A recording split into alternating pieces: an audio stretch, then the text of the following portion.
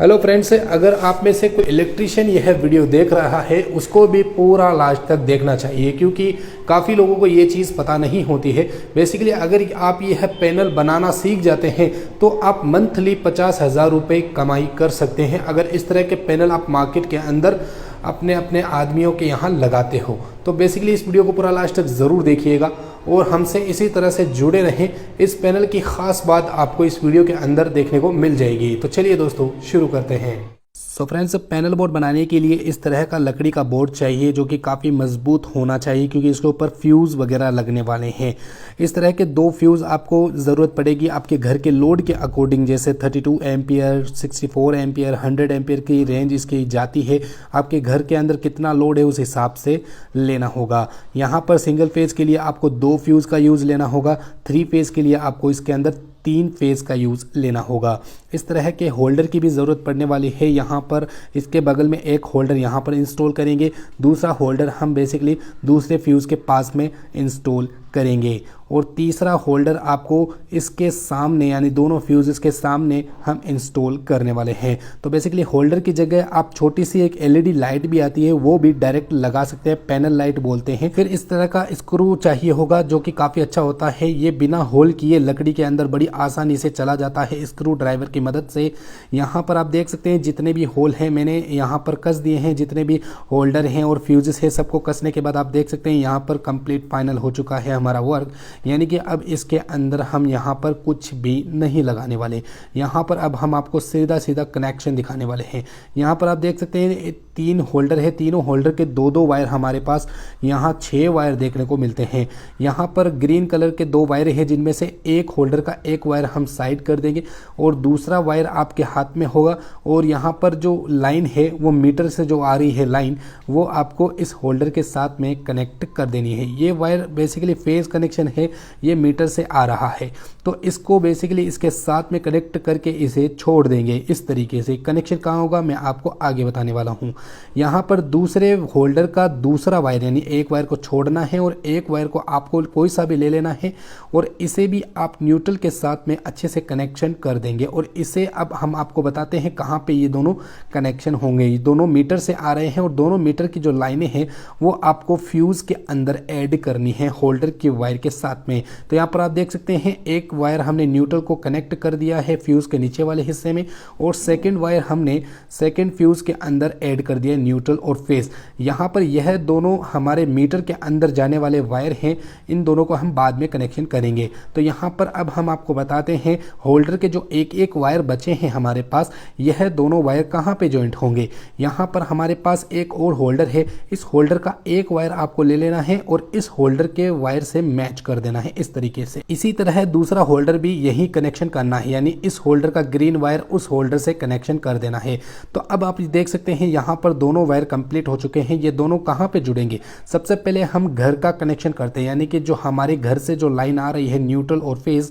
तो यहाँ सबसे पहले हम घर का आउटपुट लोड हम कनेक्शन करने वाले हैं, यहाँ पर न्यूट्रल और फेज दोनों को कनेक्शन करने के बाद अब ये दोनों कनेक्शन कहाँ पे होंगे बेसिकली आपको पता चल ही गया होगा। तो फ्रेंड्स, न्यूट्रल वाले फ्यूज को न्यूट्रल के ऊपर वाले एरिया में कनेक्ट करना है और फेज वाले एरिया को फ्यूज़ के ऊपर वाले हिस्से में कनेक्ट करना है।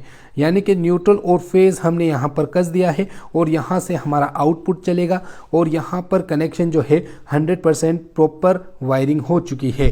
यानी कि अब इसकी टेस्टिंग की बारी है, हम किस तरह से इसकी टेस्टिंग करेंगे। सबसे पहले हम मीटर को ऐड करेंगे। यहाँ पर आपको दिखाया जा रहा है आपके घर के बाहर जो लगा हुआ है वो मीटर, उसके अंदर आपके घर की जो लाइन जा रही है वो फेज़ की जगह है फेज़, न्यूट्रल की जगह है न्यूट्रल। यहाँ पर आप देख सकते हैं न्यूट्रल और फेज़ मैंने कनेक्शन कर दिया है और यहाँ पर बिल्कुल फाइनल हो गया है। अब यहाँ पर मैं आपको दिखाता हूँ ये मीटर जो है चालू हो चुका है। अब यहाँ पर इंडिकेटर की जरूरत पड़ेगी, तो 0.5 वॉट का ये एलईडी इंडिकेटर है, इसको आप यहाँ पर इंस्टॉल कर दें एक होल्डर के अंदर और दूसरा बल्ब आपको दूसरे होल्डर के साथ में ऐड कर देना है इस तरीके से, यानी कि फ्यूज के साथ में ऐड कर देना है। अब यहाँ पर इस तरह का फ्यूज आपको देखने को मिलता है, इसके के साथ ही ये ऊपर का ग्रिप आता है, इसको भी आप इसके अंदर ऐड कर दें। और यहाँ पर इसका जो वायर है वो इस अपने हिसाब से यानी एम्पेयर के हिसाब से इसका वायर बांधना है। और यहाँ जो सप्लाई है वो आगे चल गई है और यह जो बल्ब है ये हमारे घर का लोड दर्शाएगा, यानी कि यह इंडिकेट कर रहा है कि हमारा घर का जो लोड है वो चल रहा है।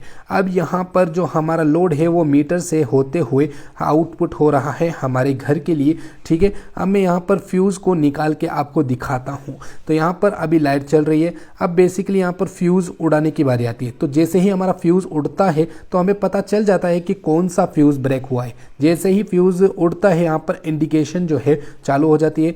जैसे ही हम फ्यूज़ को वापस से ऐड करते हैं तो यहाँ पर इंडिकेटर बंद हो जाता है। सेकंड फ्यूज़ की बात करें तो ये सेकंड फ्यूज़ भी इसी तरह से इंडिकेट कर रहा है, यानी कि हमारा मिशन जो है काफ़ी शानदार सक्सेसफुल हुआ है। अच्छे तरीके से हम आपको समझाते हैं। तो यहाँ पर आप देख सकते हैं ये मीटर है, मीटर से जो लाइन है वो हमारे बल्ब तक जा रही है, यानी कि हमारे घर का जो लोड है वो यहाँ से चल रहा है, ठीक है।